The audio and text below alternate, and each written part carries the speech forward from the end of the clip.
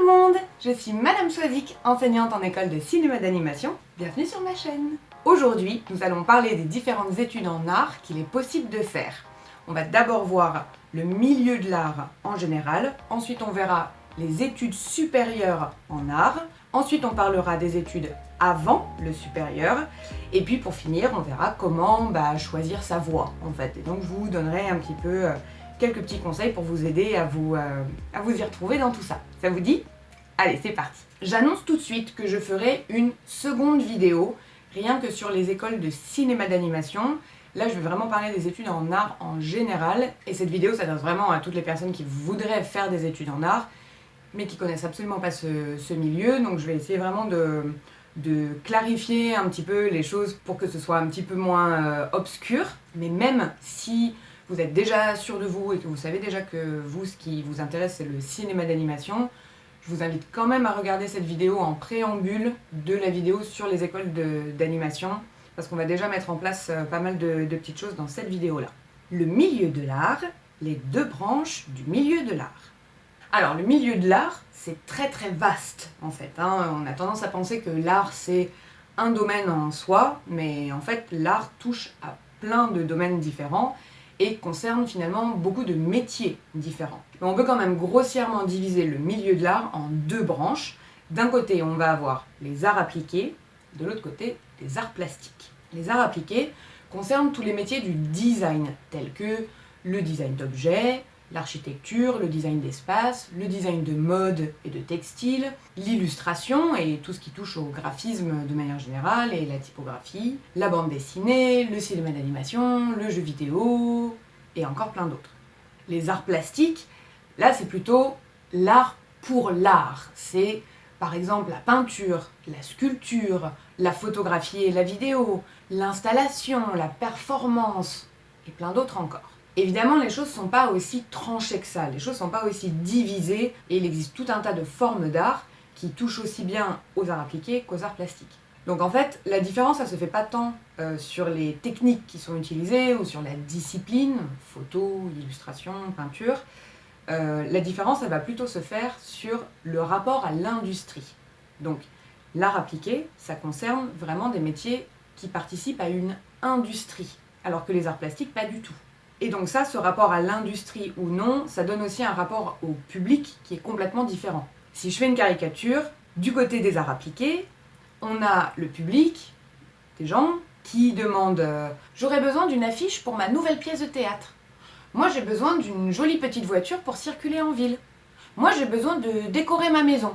Moi j'ai besoin de me divertir le samedi matin quand papa et maman font la grasse mat. » Et en face, on va avoir tout un tas d'artistes qui, chacun est spécialisé dans son domaine, et qui vont pouvoir répondre à cette demande. Et donc chacun de ces artistes fait donc partie d'une industrie. L'industrie du graphisme, de l'affiche, du poster, l'industrie automobile, l'industrie du cinéma d'animation, l'industrie du design d'objets, de la scénographie. Alors que du côté des arts plastiques, le public, les gens, ils demandent rien du tout. Et en face, on va avoir des artistes qui vont dire « Moi j'ai envie de vous parler de la diffraction de la lumière à travers une série de peintures. Moi j'ai envie de vous parler d'écologie sous forme d'une performance. Moi j'ai envie de vous parler du militantisme féministe à travers une série de photographies. Moi j'ai envie de vous parler de ma relation conflictuelle avec mon père sous forme de sculpture. » Donc là, à ce moment-là, l'œuvre de l'artiste, elle va être destinée à être exposée ou bien être diffusée dans un musée, dans une galerie, dans une foire d'art aussi, ou bien même par exemple comme monument. Maintenant là j'ai parlé sculpture, photographie, peinture, mais encore une fois, ces mêmes artistes avec ces mêmes sujets auraient très bien pu décider de travailler en cinéma d'animation, de travailler sous forme d'affiches, sous forme d'illustration, sous forme d'une BD. On pourrait très bien aussi trouver des projets de l'industrie du cinéma d'animation qui parlent d'écologie, et on aura aussi tout à fait besoin de photographes pour participer à toute la com et à la publicité qui sera faite sur la jolie petite voiture de ville. Donc vous voyez que c'est vraiment pas la technique finalement qui va faire la différence, mais c'est plutôt la position de l'artiste par rapport à une industrie et par rapport au public. Et en fait, il existe aussi beaucoup de projets artistiques qui vont réunir finalement des gens qui viennent des arts appliqués et des gens qui viennent des arts plastiques et qui vont travailler ensemble à la construction d'un projet. Ça arrive très souvent. Alors je pourrais faire toute une autre vidéo du coup sur tous les projets comme ça qui sont un peu à la frontière entre art plastique et art appliqué. Mais là du coup dans un souci de clarté, on dira grossièrement que d'un côté on a les arts appliqués où là c'est de la création pour de l'industrie et de l'autre côté les arts plastiques où là c'est de la création libre. Alors maintenant qu'on a vu le milieu de l'art en général, on va pouvoir passer aux études en art. Je vous ai préparé un tableau récapitulatif de tout qui parlera aussi bien des arts appliqués que des arts plastiques, des diplômes, des écoles privées, publiques. J'ai regroupé tout ça sur un tableau unique, donc à la fin vous aurez tout qui sera bien regroupé. Les études supérieures, 2 branches, 3 possibilités. Alors pour rappel, les études supérieures, ça veut dire études après le bac. Okay, supérieur, tout ce qui est école supérieure, c'est après le baccalauréat. On a donc vu que le milieu de l'art se divisait grossièrement entre art appliqué et art plastique. Donc pour l'art appliqué, il existe des écoles d'art appliqué. Pour les arts plastiques, il existe des écoles d'art plastique. Et on a encore une 3e catégorie, ce sont les écoles d'art décoratif. On dit art déco la plupart du temps.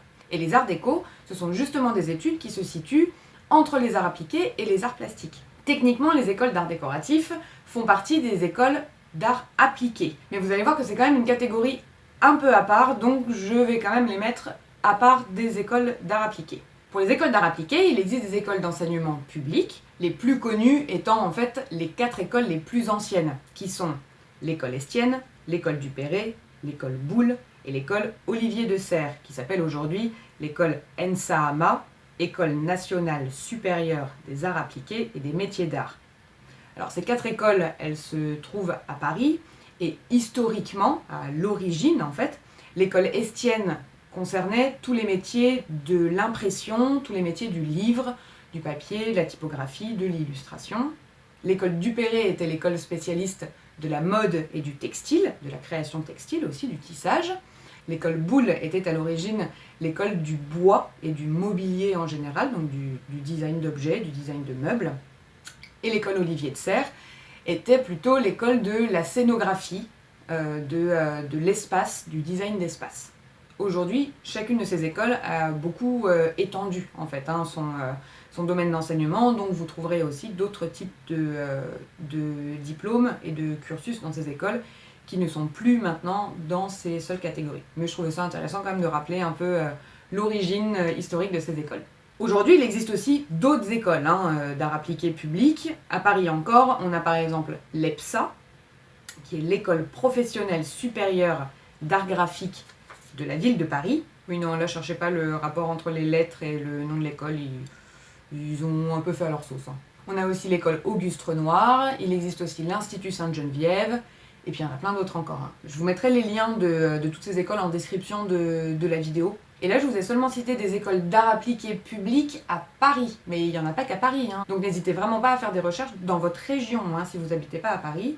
Moi là, je vous parle des écoles de Paris parce que moi-même j'ai fait en fait toutes mes études à Paris, donc c'est vrai que les écoles que je connais, c'est des écoles à Paris. D'ailleurs, si parmi vous il y en a qui ont de bons conseils à donner sur les écoles en dehors de Paris, n'hésitez pas à partager toutes vos infos dans les commentaires de la vidéo, ce sera cool pour les autres. Et il existe aussi des écoles d'art appliqué privées. Et ça, pareil, il y en a dans toute la France. Et alors là, les écoles privées, ça va être par exemple l'école de Condé pour le design, l'école Penningen pour la scénographie, l'école des Gobelins pour le cinéma d'animation. Voilà, ça c'est les écoles d'art appliqué privées. Alors pour rappel aussi, quand je dis public, en fait ça veut dire gratuit, et quand je dis privé, ça veut dire très payant. Pour les écoles d'art plastique, il existe aussi des écoles d'enseignement public. C'est en fait généralement ce qu'on appelle les écoles des beaux-arts. Alors on dit beaux-arts, mais il n'y a pas que les écoles des beaux-arts. Il y a en effet les écoles des beaux-arts de Paris, de Nantes, et puis il y a aussi les écoles nationales supérieures d'art, comme l'ENSA Limoges, l'ENSA Dijon, l'ENSA Bourges, et puis d'autres encore.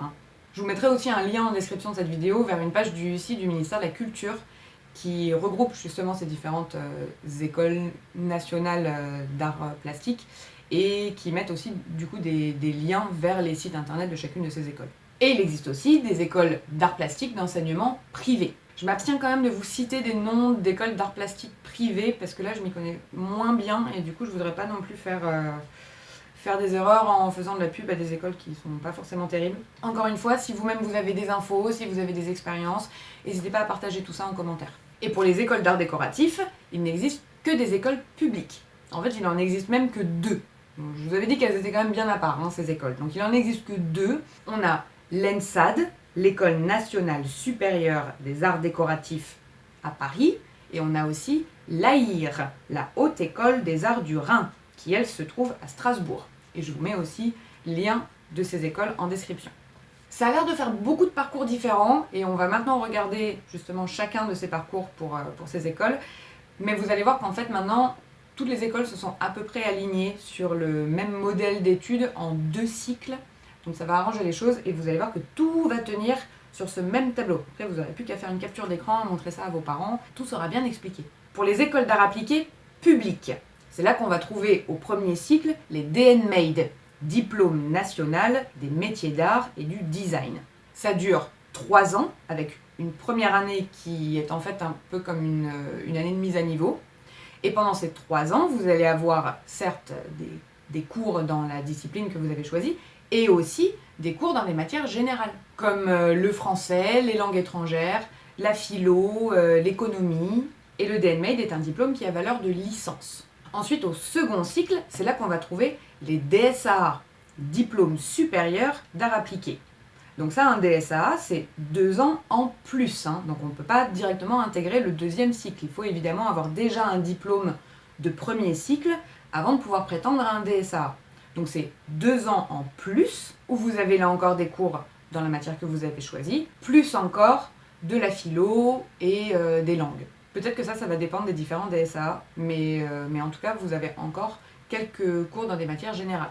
Et le DSAA est un diplôme qui a valeur de Master 1, c'est-à-dire Bac plus 4. Alors vous allez me dire, pourquoi Bac plus 4, 3 plus 2, a priori ça fait 5.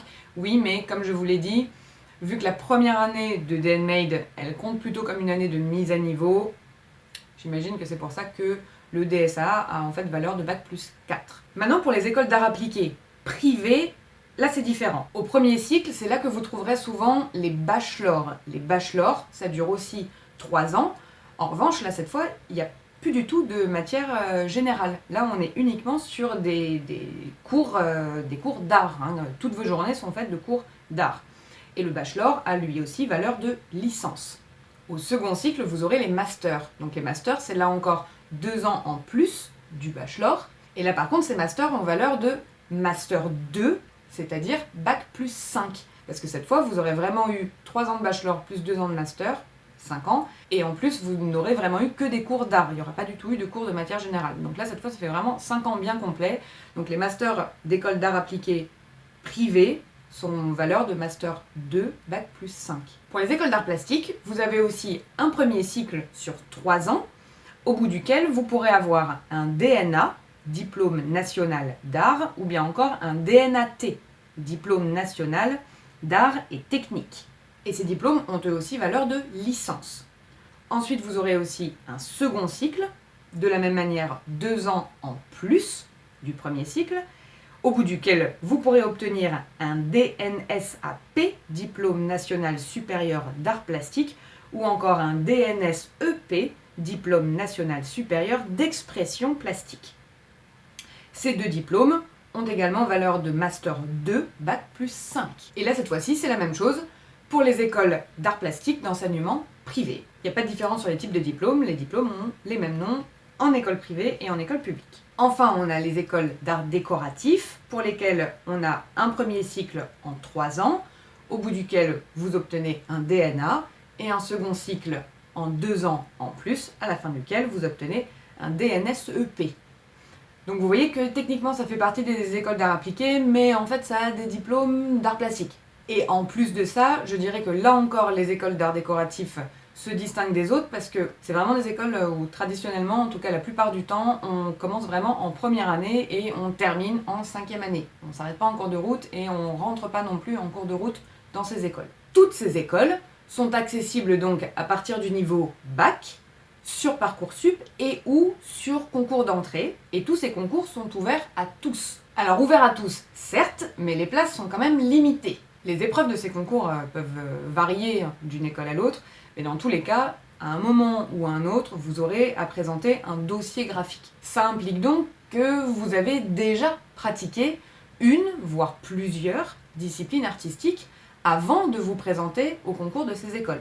Ce qui nous amène donc au troisième chapitre de cette vidéo, les études d'art avant les études supérieures. Les études d'art avant le supérieur, STD2A, prépa. Comme on l'a vu, pour prétendre aux écoles supérieures d'art, il faut d'abord avoir son baccalauréat. Et alors là, déjà, il va y avoir plusieurs choix possibles.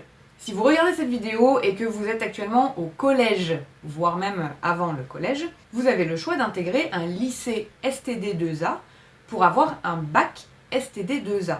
STD2A, c'est Sciences et techniques du design et des arts appliqués. Donc c'est un lycée comme un lycée général qui se fait donc sur 3 ans, et donc pendant ces 3 ans, vous aurez aussi bien évidemment des cours de matière générale, du français, de l'anglais, des maths, de la science, des langues étrangères, et vous aurez aussi des cours dans des disciplines artistiques, et des cours d'histoire de l'art aussi. Comme son nom l'indique, ce sont donc des études qui sont plus tournées vers les arts appliqués. Néanmoins, vous avez aussi quand même des cours d'expression plastique par exemple. Donc une fois que vous avez votre bac STD2A, vous pouvez tout à fait prétendre aux écoles supérieures d'art plastique et aux écoles d'art décoratif, aussi bien qu'aux écoles supérieures d'art appliqué. Et avec un bac STD2A, vous pouvez prétendre directement à ces concours. Vous n'avez pas besoin de passer par une école de prépa. Alors là, parmi les lycées STD2A que je connais, il y a le lycée Maximilien Vox, le lycée Auguste Renoir, l'Institut Sainte-Geneviève aussi, encore une fois. Donc là, je vous cite des lycées publics à Paris, mais il en existe dans toute la France.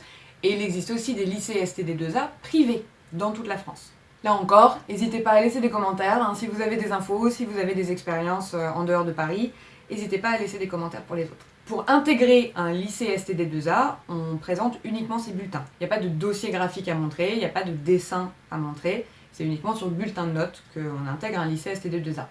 Si jamais vous n'aviez pas les notes suffisantes pour intégrer un lycée STD2A, il existe aussi des lycées professionnels en art qui proposent des bacs pro, qui proposent des CAP, certificats d'aptitude professionnelle, des BMA, brevets des métiers d'art, en communication visuelle, en graphisme, en imprimerie. Et là par exemple, moi le lycée professionnel que je connais, c'est le lycée Corvisart-Tolbiac, qui est à Paris, encore une fois.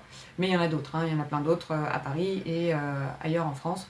Donc renseignez-vous et n'hésitez pas à partager vos infos. Attention quand même, qui dit pas de baccalauréat, dit aussi pas de possibilité d'intégrer les écoles supérieures dont on a parlé précédemment.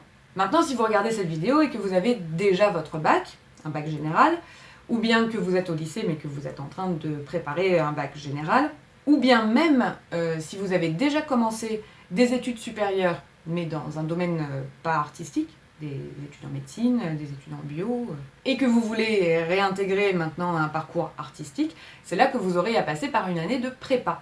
Alors, il existe quelques classes prépa publiques, mais il en existe vraiment très peu. Très peu, c'est à peu près une vingtaine dans toute la France. Je vous mettrai d'ailleurs en description de la vidéo le lien vers le site de l'APA, qui est une association qui sert en fait de réseau justement entre ces prépas publics. Mais sinon, la majeure partie du temps, en fait, ce sont des prépas privées. Et là aussi, il y en a partout dans toute la France. A priori, on dit qu'une prépa, c'est 1 an. Maintenant, attention, parce que ça veut dire que vous avez 1 an pour rattraper tout ce que ceux qui ont fait STD2A ont fait en 3 ans.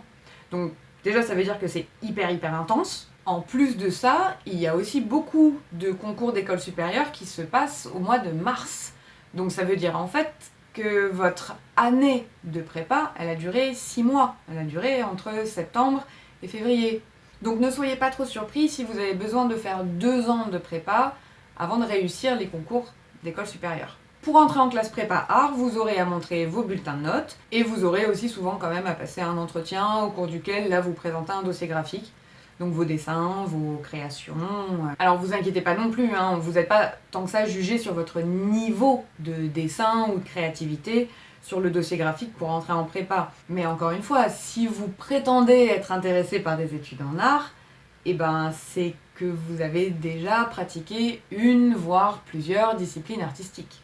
Attention, votre dossier graphique il est constitué de créations originales, pas de dessins recopiés, pas de reproduction d'œuvres d'autres personnes. On ne présente pas trop non plus du fan art, donc vous présentez des dessins originaux et n'hésitez pas aussi à montrer des dessins d'après nature, ça c'est toujours bon.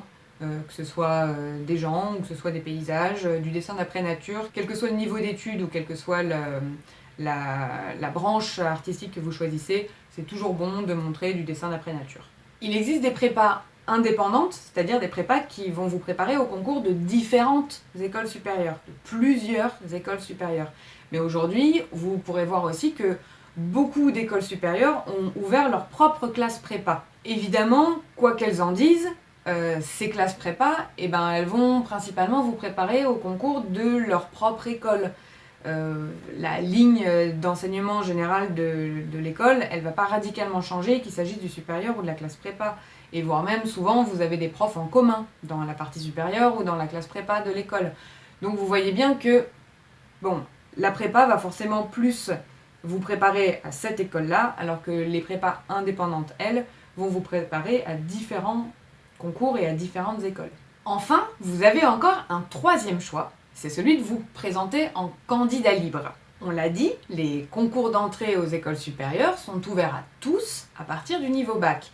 Donc vous n'êtes pas obligé d'être passé par STD2A ou d'avoir fait une prépa art pour vous présenter au concours. Si vous êtes autodidacte, ou bien si vous avez pris des cours dans des ateliers municipaux, par exemple, vous avez le droit de vous présenter au concours d'entrée de ces écoles.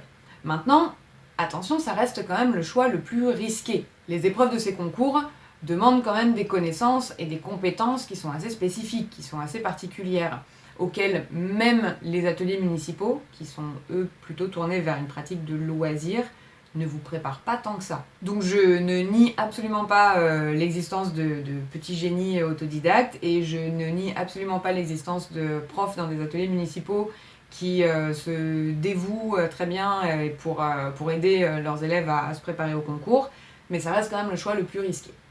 Comment choisir sa voie? Mes conseils. Alors on a vu que le milieu de l'art était très vaste, mais qu'on pouvait grossièrement le diviser entre art appliqué et art plastique, mais qu'il pouvait aussi y avoir tout un tas de passerelles entre les deux branches. On a vu qu'on pouvait intégrer des études d'art à partir de la seconde, jusqu'à même après avoir déjà commencé des études supérieures dans un domaine non artistique. Et on a vu aussi qu'il existait des écoles publiques et des écoles privées, pour tous ces niveaux d'études et pour toutes les filières. Maintenant, comment trouver sa voie dans tout ce champ des possibles? Alors évidemment, moi je n'ai pas expérimenté tous les parcours d'études. Moi j'ai l'expérience de mon parcours d'études en tant qu'étudiante, et puis aujourd'hui je suis enseignante dans des écoles différentes de celles dans lesquelles j'ai fait mes études. Donc ça me donne aussi de l'expérience dans un autre parcours d'études, mais ça reste encore qu'une infime partie du milieu de l'art, et en aucun cas je vous dirais que tel parcours d'études est meilleur que tel autre. Ça dépend de votre personnalité, ça dépend de vos goûts, ça dépend de vos envies, et il n'y a que vous pour savoir ce qui sera le mieux pour atteindre les objectifs qui sont les vôtres. Mais il y a quand même quelques points sur lesquels je tiens à insister, et qui vous aideront peut-être à y voir plus clair et à faire votre choix. Le premier point, les filières artistiques ne sont pas des voies de garage. Quel que soit le niveau d'études, quelle que soit la branche, la filière que vous choisissez, et qu'il s'agisse d'écoles publiques ou bien d'écoles privées, ce sont des études qui impliquent beaucoup de travail et beaucoup d'investissement. Donc c'est vraiment pas des études qu'on fait par dépit, et c'est vraiment pas des études qu'on fait en espérant se la couler douce. Ensuite, les filières artistiques ne sont pas non plus coupées du monde. Attention, c'est très bien d'être passionné dans son domaine, mais c'est très important de rester ouvert et curieux tout au long de son parcours d'études et voire même de sa carrière. Parce que c'est comme ça qu'un jour on peut finir par faire de la vulgarisation scientifique sous forme de cinéma d'animation, que l'on peut faire du militantisme politique sous forme d'affiches, que l'on peut répondre à des problématiques sociales et environnementales par l'architecture, par exemple. Même si les études d'art impliquent évidemment beaucoup d'investissement dans les domaines artistiques, ça implique en revanche pas du tout de tirer un trait sur tous les autres domaines qui vous intéressent. Au contraire, c'est ça qui fera toute votre richesse en tant qu'artiste. Troisièmement, je pense qu'il est important de se renseigner le plus tôt possible. Alors, quand je dis se renseigner le plus tôt possible, je dis pas de faire son choix le plus tôt possible, je dis bien de se renseigner le plus tôt possible. Parce que dans certains cas, ce serait en effet dommage de ne pas commencer son parcours d'études d'art dès la seconde. En revanche, si vous doutez encore, si vous n'êtes pas complètement sûr de l'investissement et de l'implication que vous êtes capable de donner dans les domaines artistiques, je pense qu'il serait plus sage de vous maintenir dans un parcours général un peu plus longtemps avant de décider d'intégrer le parcours artistique. Allez voir ce que font vraiment les étudiants dans les différentes écoles d'art. Visitez les sites, regardez évidemment les galeries d'images, les vidéos, mais lisez aussi bien les textes de présentation. Il y a beaucoup de choses qui sont dites dans les textes de présentation des écoles, et il y a beaucoup d'indices sur quel est le but de l'école, où est-ce que l'école cherche à vous amener. Donc il faut vraiment que vous lisiez les textes pour vous rendre compte de si c'est ça en effet qui sont vos objectifs ou non. Essayez de faire un maximum de visites des écoles pendant les journées portes ouvertes des écoles. Chaque section de l'école va faire des installations, présenter le travail des étudiants. Il y a aussi des étudiants et des enseignants qui sont présents pendant ces journées portes ouvertes, auxquels vous pouvez vous adresser, auxquels vous pouvez poser vos questions. Interrogez les étudiants qui sont présents pour avoir des insights, pour avoir des retours d'expérience vraiment de l'intérieur, de comment est-ce qu'ils vivent leur parcours. Alors bon, ça c'est sûr que les journées portes ouvertes, par contre, ce sera quand on sera déconfiné. Du coup, donc ce sera pour plus tard, parce que là, cette année et l'année dernière déjà, les journées portes ouvertes, elles ont été annulées dans les écoles. Par contre, les écoles ont quand même essayé de faire des journées portes ouvertes virtuelles sur leur site. Il y a beaucoup d'écoles qui ont fait ça, sous forme de vidéos, d'interviews, d'enseignants aussi par exemple. Et il y a même aussi certaines écoles qui ont mis en place des conférences à distance, en fait, où il y a aussi des présentations des différentes sections d'école, des travaux d'étudiants, et à la fin desquels vous pouvez aussi poser des questions, justement, pour être en interaction directe quand même avec les gens. Et puis vous pouvez aussi utiliser les réseaux sociaux, bien sûr, pour justement rentrer en contact avec des étudiants ou avec d'anciens étudiants. Il y a beaucoup d'étudiants d'art ou d'anciens étudiants d'art qui continuent de marquer en fait, sur leur profil les écoles par lesquelles ils sont passés. Voire même qui mettent des hashtags avec le nom de l'école et tout ça. Donc ça peut être un moyen de trouver comme ça des étudiants et de leur envoyer des messages tout simplement. Je sais que c'est un peu impressionnant. Maintenant, soyez rassurés, souvent les gens du milieu de l'art sont quand même des gens assez bienveillants et eux-mêmes sont passés par les mêmes inquiétudes et les mêmes doutes que vous. Donc il y a une bonne compréhension et généralement les gens vous répondent gentiment. Au pire, on ne vous répondra pas, mais ce ne sera pas dramatique. 4e point, aujourd'hui, il existe aussi tout un tas d'artistes artisans qui créent leur marque, par exemple, et puis qui vendent leurs produits sur des plateformes de vente en ligne comme Etsy, par exemple. Et alors là, attention, parce que, en fait, une grande part de ce type de métier réside surtout dans des compétences et des capacités d'entrepreneuriat. Or, les questions de business et d'argent sont vraiment pas du tout abordées en école d'art. On dirait même que c'est un peu blasphème de parler d'argent en école d'art. Donc à part quelques cours d'économie où on va peut-être un peu vous parler des statuts, mais ça va être assez administratif finalement, mais c'est pas tellement tourné vers du business. Donc si vous, c'est en effet ça vos objectifs, si c'est vraiment de créer vos propres produits et de les vendre par vous-même, je pense qu'il ne serait pas non plus complètement inintéressant de considérer l'option de poursuivre plutôt vos études dans des études de vente, de marketing, de gestion, de management, et de continuer votre pratique artistique à côté. Et aujourd'hui, il y a tellement de cours municipaux, ateliers privés, ou bien même de tutos sur Internet, que vous pouvez tout à fait continuer d'évoluer dans votre pratique artistique. Mais au moins, vous serez vraiment blindé sur le côté entreprise, parce que c'est vraiment l'essentiel de votre métier si vous créez votre marque et que vous vendez par vous-même.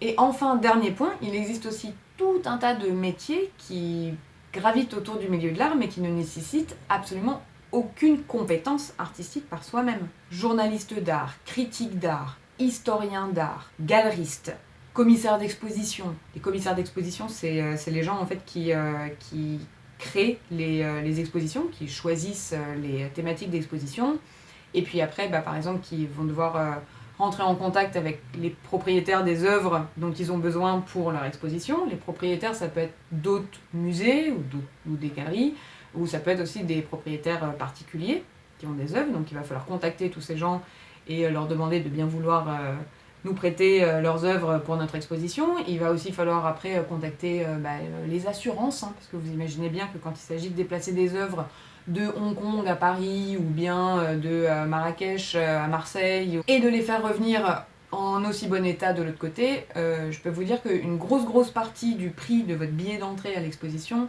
sert à rembourser les assurances qui ont été payées pour tout ça. Et puis le commissaire d'exposition, c'est aussi celui qui va choisir et puis travailler avec un scénographe après pour toute la mise en scène de l'exposition. Il y a aussi tous les métiers qui sont liés au droit de l'art et de la culture ou au droit du marché de l'art. Donc là, tous ces types de métiers sont absolument pas concernés par toutes les études là dont on a parlé jusqu'à présent. Hein. C'est tout un autre type de parcours d'études et alors là, moi, j'y connais rien du tout. Hein. Voilà, c'était une grosse vidéo encore aujourd'hui. Bravo à vous si vous êtes toujours là. Si vous êtes encore là, tiens d'ailleurs, mettez-moi un petit emoji étudiant en commentaire de cette vidéo. Comme ça, je reconnaîtrai les bons élèves qui restent jusqu'à la fin du cours. Mais au moins, on devrait à peu près avoir fait le tour du sujet et j'espère que ça vous aura aidé à clarifier un peu les choses dans votre esprit. J'ai rassemblé ici toutes les informations les plus actuelles que j'avais à ma disposition.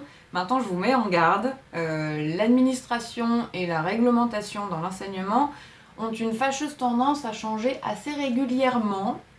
J'espère quand même que ça va pas changer trop tôt parce que ça a été beaucoup de boulot de faire cette vidéo. J'en profite d'ailleurs pour dire un grand merci à Eléa et Lise qui m'ont aidé à corriger quelques petites erreurs avant de faire cette vidéo. Si vous-même vous êtes au courant de changements imminents dans le parcours d'études que vous êtes en train de faire, n'hésitez pas aussi à partager vos infos en commentaire de cette vidéo. Et comme je l'ai dit, la prochaine vidéo sera donc sur les études en cinéma d'animation. Voilà, n'hésitez pas à liker si cette vidéo vous a été utile. N'hésitez pas à poser des questions si jamais j'ai pas assez approfondi certaines parties de cette vidéo. Et moi je vous dis à la prochaine.